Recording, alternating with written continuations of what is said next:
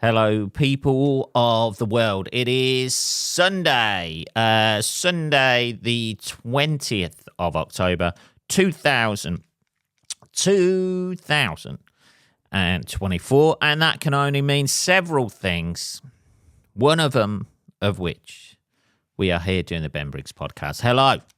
How has your week been? Have you been well? Keeping out of the cold if you're in the UK, enjoying the sunshine if you're anywhere else, I imagine. It's been fucking cold this week. Cold to the point that I've gone up a pair of socks. I've gone up to 2 pairs of socks now. 2 pairs on each foot when I go out and about. When I did a gig the other night, I had 2 pairs of socks on Friday night, 2 pairs of socks on Saturday, and I was still fucking cold. This is the worst part of, this is the worst period of gigging, I think. If you're out there, going out, entertaining people, whatever you're doing in the evening, this is just, I remember when I was a kid, and I'd go out when I was 17, 18, I'd go out in a fucking shirt because you didn't want to get stuck with a coat when you're actually in a place. And you'd freeze your tits off between each pub that you went to. And now, I just don't want to go out. It's the season where you look out outside. Friday night, especially for me. Friday night, I had a late start gig. I was in Oxford, right? It was a theatre gig at the new theatre in Oxford. It's very theatre-y. That's from that you would possibly know what I mean, what the gig was like. The gig was nice, it was fun. It was in the piano bar. I know. This is, not many instruments have their own bar, do they? I think piano really I didn't actually see a piano in the bar, but it was a very long room. It was not very wide, very long. And but it didn't start until 10 o'clock at night. So I left here. It was in Oxford, so that's about an hour away. So I thought I'll give it an hour and a half. It didn't start till 10 o'clock. I didn't have to be there until 9:30. And going out of the house at 8 o'clock at night, I looked out the window here and it was cold, it was rainy, it was miserable. It was just, the wrench from going from a warm, nice flat stroke apartment to going outside in the cold. You're immediately going to get cold as soon as you walk over to the car. You've got to wait for the car to fucking warm up. So that's a couple of miles where you're going to be cold until the car warms up. It's a wrench. But, however, we've got this for about 4 or 5 months now. So, put your head down, get through it. Saturday night was fucking cold at the gig. That's the only... The nice thing about Oxford was the actual green room was warm. The horrible thing about Saturday night was the green room was fucking cold. And you're just freezing fucking cold all night. However... the gigs were nice. They went well. You'll be glad to know. The piano bar on Friday was very, very middle class. That's what Oxford is. Oxford's like pretty much the same as Cambridge, I think, for demographic. Although when I popped outside to get a bit of fresh air in one of the breaks... No, actually, an act was on stage because I was emceeing it. An act was on stage, and I thought, I've got 25 minutes, half an hour here. I'll just pop out, just leave the ship. I was on the door of the theatre, and some guy was on his phone saying he'd got 5 grams of coke. He didn't look as though he could afford 5 grams of coke, by the way. And then because I looked the way I do and I was just standing on a corner outside the theatre, he came over to me and started chatting and went, "All right, mate, how you doing? All right?" I went, "Yeah, I'm all right, yeah." "What are you up to?" "I'm fucking working, mate." "Oh, right. Oh, I didn't mean anything by it." And then, "Were you trying to sell me spouts there, sir? Were you? Did you look at my appearance and think, this is a guy who I can sell cocaine to? I love it. And I fucking knew it as soon as he came on his phone and he was circling around in front of me. I thought, he's going to try and be my fucking cocaine friend. Isn't he? Just try a bit. Try the smell. Do you like the smell of that, do you, Sam? I've got fucking 5 grams of that, mate.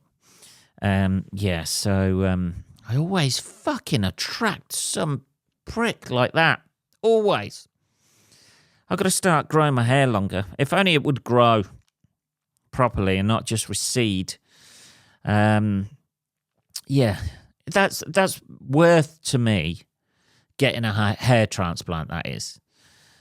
So I can grow my hair longer, have a fucking side part in, and not be the guy that everybody comes up to and tries to sell drugs to. That would save my interactions with people by about 50%. This look sort of like impedes people from coming to see you, or coming up to you, or, unless they're of the criminal fraternity, in which case they want to be your friend. So, it's got its pros and cons, people, this look. Cambridge, Oxford, sorry. Oxford is lovely, by the way. If you've never been to Oxford before, go. It was raining hard. There's a river that runs through it. They'd blocked off. I had to park about a mile away from where the gig was, because they'd blocked off sort of like the city centre.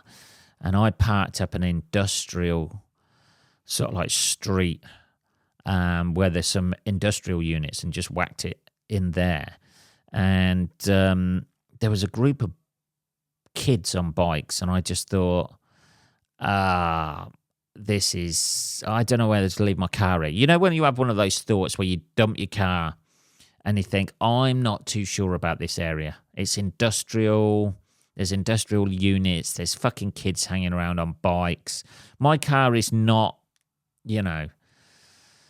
particularly low profile either. It's got fucking Union Jacks all over it, obviously, because I have this look. There's it wasn't me who put the Union Jacks on there. It's an inheritance thing. It was inherited by the former owner, who happens to be my mother. So I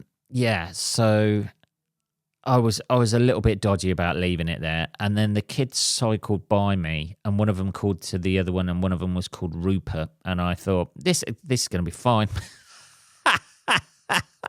It's out the way. It's surrounded by exceedingly middle-class kids. If anything, they'll probably valet it by the time I've come back. But isn't it interesting how you have one of those thoughts where you're just like, oh, I don't like this. From past experience, it's a dark, lonely lane with industrial... And I couldn't get any closer to the city centre apart from parking it there. I even tried to get closer, drove round this estate, and it was all, permit holders only. And you're like, is Oxford the sort of cunty city that has people going round checking permit holders only passes at 9:30 at night? And I just thought, I'm not going to risk it. So I packed it up, and it was perfectly fine, absolutely perfectly fine. And the piano bar at the new theatre was lovely. It was kind of a fun gig. There was some very Swedish. Not very Swedish, there were Swedish people in, and I didn't know they were as excitable as they were, Swedish people. But I know nothing about Sweden. That's what I realised. I knew nothing about Sweden apart from Volvo cars, IKEA, and that stinky fish they have in a tin. Is that them or is that Norway? I don't know. They're all much of a muchness, the Scandinavian countries. I know they've got their own identity and, all that sort of thing. But Denmark, Norway, Sweden, Finland, meh,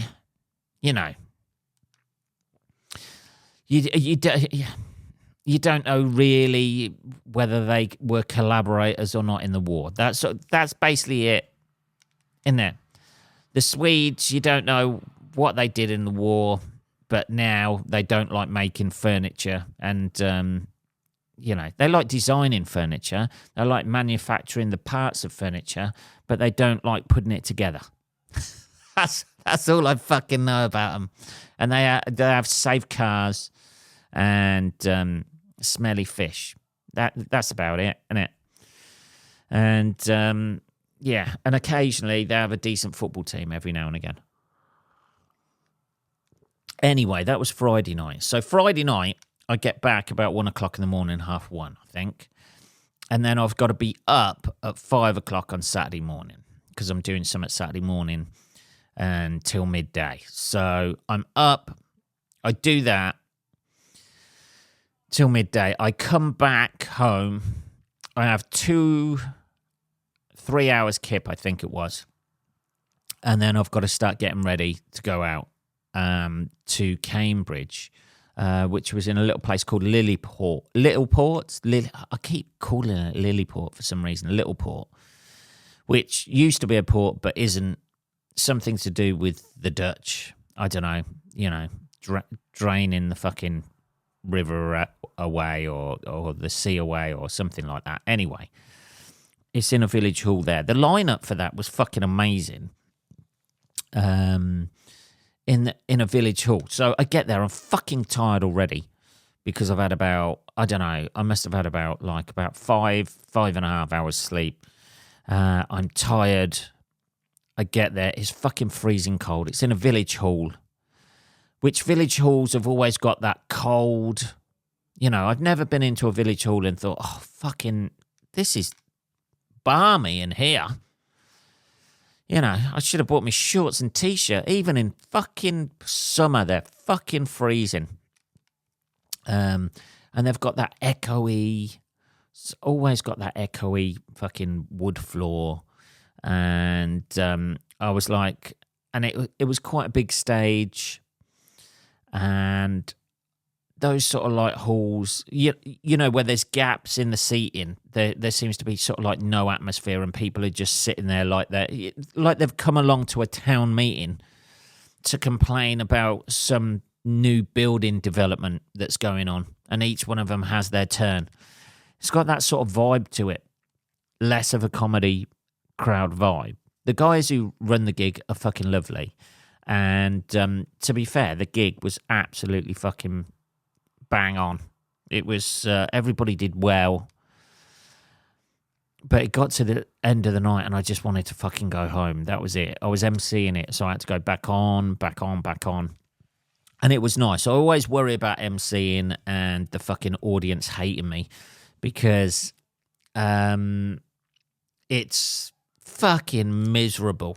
Absolutely miserable if you're emceeing and the audience haven't taken to you and you have to keep going on and then go on to the next one. And you're just like, oh, God, this is brutal. Thank God that hasn't happened in a while whilst emceeing, but fuck me. Awful. And then I got home at, what time did I get home? I think I got home about 12:30, 1 o'clock, and I was fucked. When you're that tired, I was that tired that I didn't even clean my teeth when I got in. I know, filth, people. Absolute filth.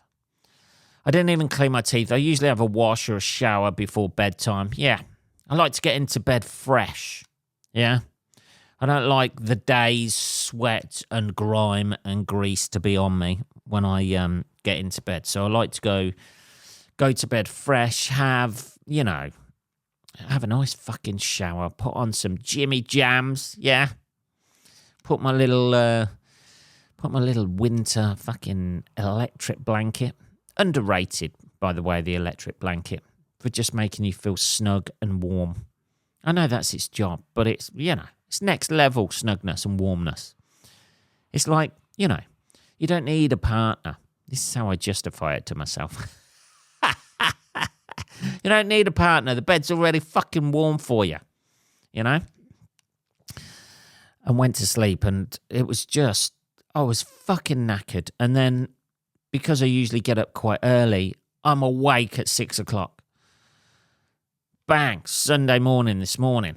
I'm awake at 6 o'clock and then I'm like, oh, fuck me. Can't I just... My body is just working against me. Can't I just fucking have a lying on a Sunday morning? Can I just lie in, please? Can't my body just shut down until about... I didn't set my alarm. I didn't set anything. I woke up. I looked at my fucking phone and I was just like, oh, fuck me. It's 6 o'clock in the morning. And then I was like, I know what I'll do. I'll go back to bed. That's what I'll do. I'll just try and fall back to sleep. 6:30 comes round. I haven't fallen back to sleep. And I thought, okay, is this the way you want it? Okay, fucking you win. You win, fucking body and mind that has been trained to get up early for years and years and years of early starts. You win. Yeah, I'll fucking get up. I had a cup of coffee.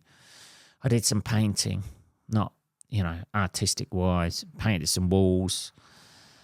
And then I had to go up fucking Sainsbury's today and get my shopping, which is a fucking shocker. Never go shopping on a Sunday morning at 10 o'clock because it's fucking rammed. I need to stick to my time of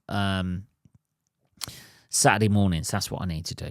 And now it's like 7 o'clock in the evening and I'm doing this. So there we go. I did enjoy Cambridge. It's very nice.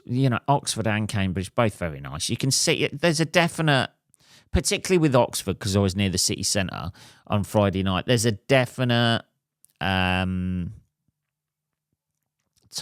of young person that goes to Oxford.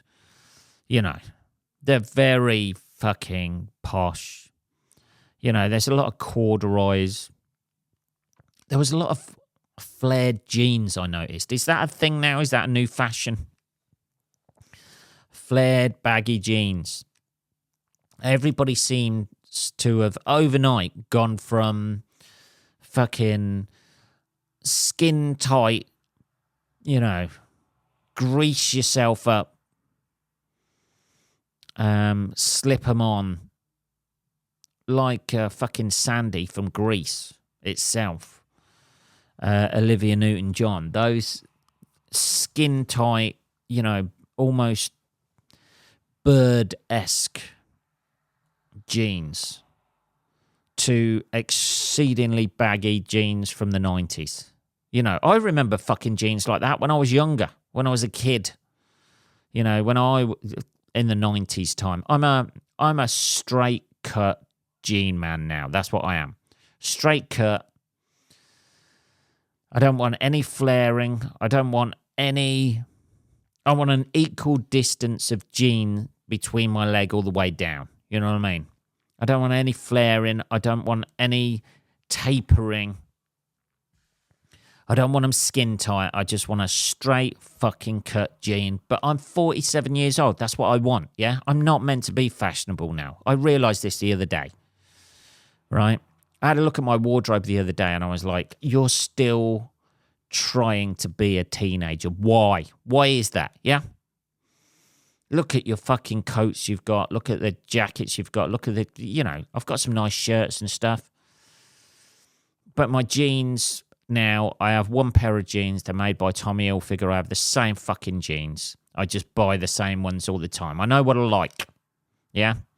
I don't need combats. I've just got into chinos. Yes, I have. Yeah. I didn't think that had ever come around, but, The thing they don't tell you about chinos is they're fucking so comfortable. It's like putting on gloves. It's putting on leg gloves. That's what it is. But yeah, the people of Oxford, youngsters, very posh, middle class, which was odd because I saw them in flared jeans, very, very posh accents and flared jeans because you associate that with, the grungy sort of like type early 90s, Nirvana era. And, yeah, it was very strange. That would be retro now, though, wouldn't it? Yeah.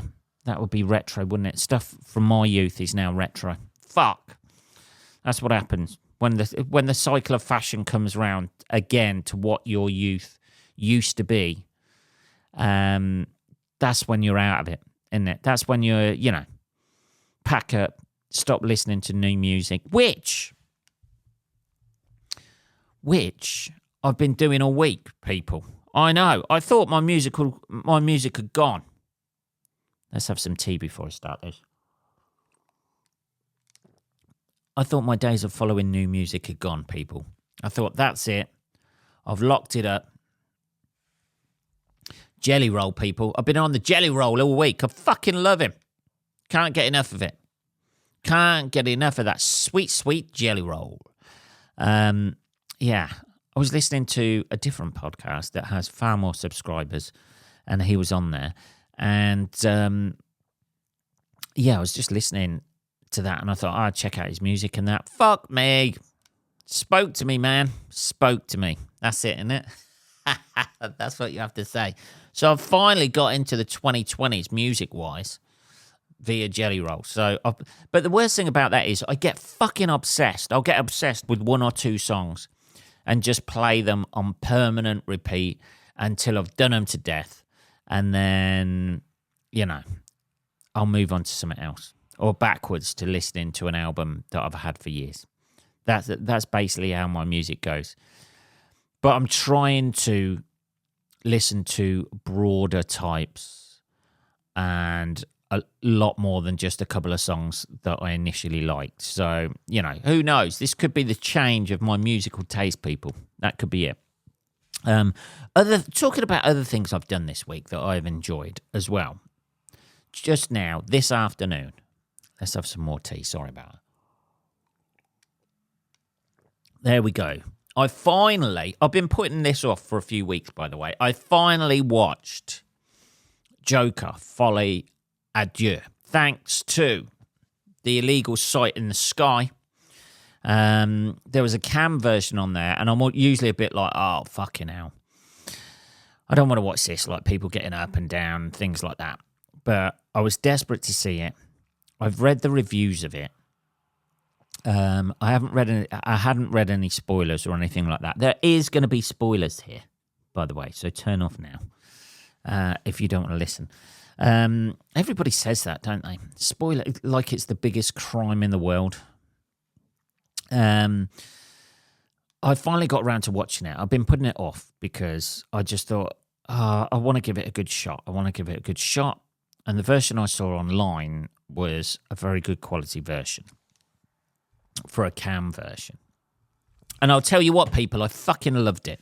I loved it. I loved the fact that it gave a bit of a fuck you to all of the people who are DC fans, because the reactions of people in the audience who are writing reviews and slagging it off. It's not really a musical, by the way. I wouldn't class that as a musical. There's music in it, but there's some dream sequences and some daydreaming sequences and stuff like that. The whole premise of that film is the cartoon at the beginning of it. How Arthur's trying to shed the shadow, how the shadow of the Joker is taking over Arthur.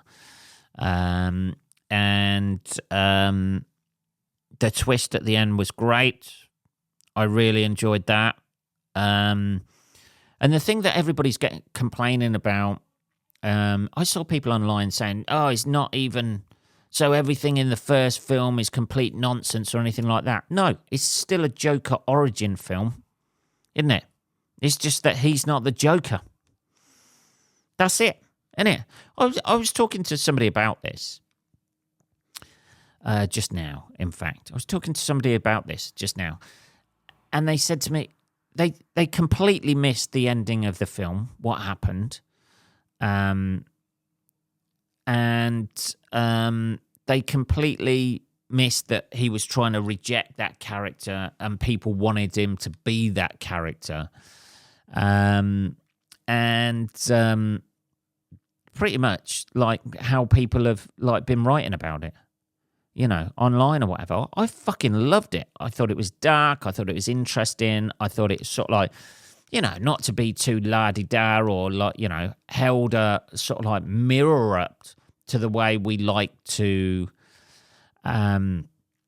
almost, you know, venerate serial killers and killers and stuff like that. You know, if you want a Netflix special, it's easier to go out and slaughter 5 or 6 people than it is to get on there for a comedy special. Dear.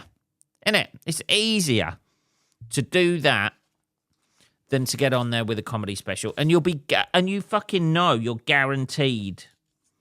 You're absolutely guaranteed to get one. If you dressed up as a fucking chicken and went round brutally slaying people and then left, you know, an egg by each victim, you'd be the chicken killer. No, you know, chicken killer. Person falls foul of chicken killer. Dear. There's a headline for you. Already pre-written. You're the chicken killer. You're going to get a fucking Netflix special. And you're going to get a documentary about you. If you want to be famous, just do that. And it kind of sort of like shows how society and certain people want certain people to be certain things, whether those people want to be those things or not. I thought it was fucking great. I really enjoyed it. I was engrossed in all of it. And, you know, I felt sorry for the character. It was and just the twist of, like, you know, coming out of left field of after the first film of because obviously the names of the films and things like that.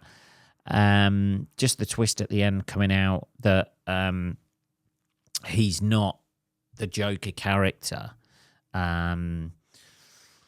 Because the Joker shouldn't be some sort of like pathetic, sort of like weedy, you know, victim. Which kind of Arthur Fleck is a little bit. I know he gets his like revenge in the first film and that sort of thing. And he tries to play that character again in the second film. But the Joker's meant to be a sort of like, you know, maniac psychopath, which obviously is shown at the end of the film. I just thought it was really, really good. I really fucking enjoyed it, and I don't see why. I can see why, because like in the film itself, people wanted Joaquin Phoenix, his character of Arthur Fleck, to be the Joker, which is, you know, quite the irony of that. People being disappointed and sort of like just reflecting what's happened in the film. I thought it was fucking great. I loved it. It's best film I've seen this year.